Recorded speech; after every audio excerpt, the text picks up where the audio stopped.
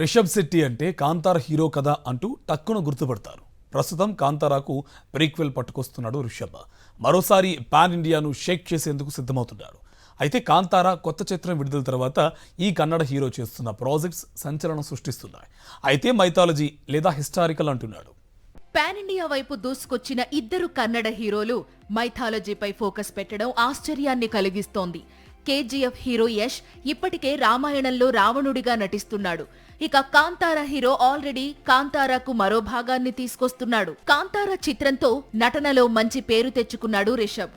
దీంతో రిషబ్ దగ్గరికి అన్ని ఇదే తరహా చిత్రాలు వెళుతున్నాయి.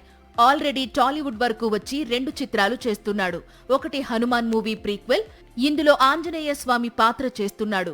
మరొకటి హిస్టారికల్, బకిం చంద్ర చటర్జీ నవల ఆధారంగా అశ్విన్ గంగరాజు 1770 పేరుతో తెరకెక్కిస్తున్నాడు. ఇక రిషబ్ చేస్తోన్న హిస్టారికల్ మూవీస్ లిస్టు కూడా రోజురోజుకు పెరుగుతోంది. ఇప్పటికే ఛత్రపతి శివాజీ మహారాజ్ పాత్రలో నటించేందుకు డేట్స్ కేటాయించాడు. ఇప్పుడు లగాన్ డైరెక్టర్ తో కలిసి శ్రీకృష్ణదేవరాయల బయోపిక్ లోనూ కనిపించబోతున్నాడట. అయితే మైథాలజీ లేదా హిస్టారికల్, ఇది కాంతారా హీరో సెలెక్షన్.